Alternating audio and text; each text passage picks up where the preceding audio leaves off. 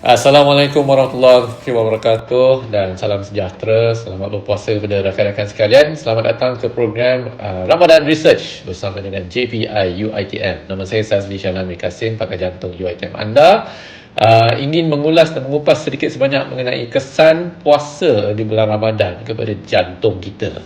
Ramai yang takut untuk berpuasa di bulan Ramadan, terutama bagi pesakit-pesakit baru lepas kena serangan sakit jantung. Yang itu memang wajib lah, sebab bila badan terlemah, sekiranya mereka ni berpuasa, maka kita tidak tahu kan apakah kesan ubat kepada jantung dan sebagainya. Jadi biasanya kepada pesakit-pesakit yang baru lepas kena serangan sakit jantung ni, kita akan nasihatkan dia dan kita akan pantau dia dengan lebih teliti. Tapi bagi mereka yang sihat ni, bila kita berpuasa, kesannya memang sangat bagus. Sebab dalam 11 bulan kita di luar bulan Ramadan, kita makan tak tentu, kita kerja tak tentu, kita stres tak tentu. Riadah dan sukan ni memang ke laut lah. Majoriti lah, 80% daripada rakan-rakan saya memang perangai macam tu pun. Bukan semua 80%. Tetapi apabila bulan puasa ni, apa yang berlaku? Bangun awal pagi untuk bersahur. Selepas itu, ada yang tidur, ada yang tak tidur. Tapi kita akan mula kerja seperti biasa. Dan kita akan mula berpuasa selama 13 jam. Dan impak tidak makan untuk 13 jam ni memang sangat berguna kepada badan kita, terutama untuk pesakit-pesakit jantung dan terutama untuk mereka yang ada risiko penyakit jantung. Sebagai contoh, apabila kita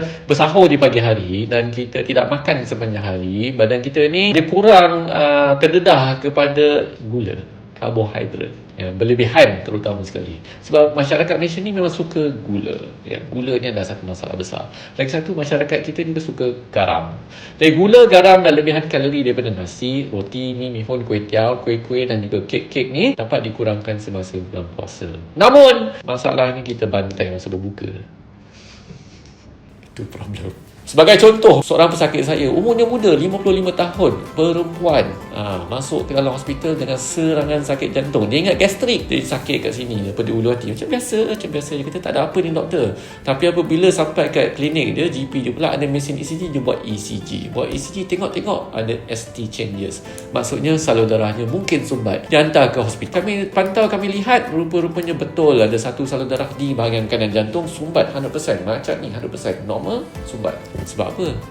Bazar Ramadan. Sebelum saya diviralkan untuk memberi nasihat yang tak betul, saya bagi nasihat yang betul sikit. Apabila kita berpuasa, kita kurang minum air. Kadang-kadang badan kita rasa letih. Kita kurang makan. Yang ni sangat bagus sebab dia akan membenarkan badan kita healing daripada dalam. Dia akan mengurangkan inflammation. Ini terbukti dengan kajian sains lah. Jadi apabila inflammation ni berkurangan, di mana radang ni sama macam kita jatuh basikal, tangan ni terkena kat lantai di mana kulit kita jadi merah dan berair kan, itu radang. Radang ni juga berlaku di dalam salur darah anda. Dan apabila kita tak berpuasa, kita makan, stres, tak bersukan, terbelasah diri, duduk sekat hati, dalam salur darah tu akan jadi radang.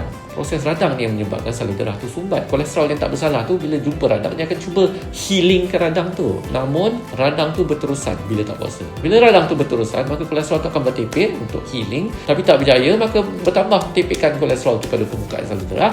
Jadi salur darah yang normal akan lama kelamaan jadi lebih kecil dan sumbat, kena serangan sakit jantung. Jadi apabila kita kurang makan, kita kurangkan makanan lemak, kita kurangkan makanan gula, maka kita boleh kurangkan risiko kencing manis, kita kurangkan juga pertambahan nilai kalori daripada pemakanan, kita kurangkan risiko diabetes dan juga obesiti, dan kita kurangkan makan lemak untuk mengurangkan lemak pada permukaan salur darah itu sendiri. Garam, apakah faedah garam kepada badan kita ni? Garam ni bagus untuk meningkatkan tekanan darah. Tetapi kalau makan berlebihan, dia boleh menyebabkan tekanan darah tinggi. Di bulan puasa, kita tak makan banyak sangat garam sebab kita berpuasa dan kita minum banyak air, maka badan kita akan jadi kurang garam. Bagus, sebab rata-rata apabila kita berpuasa, tekanan darah kita akan jadi lebih rendah sikit daripada biasa, which is good sebab dia akan mengelakkan kita daripada kena serangan sakit jantung ataupun stroke. Saya nak kongsi sikit lah.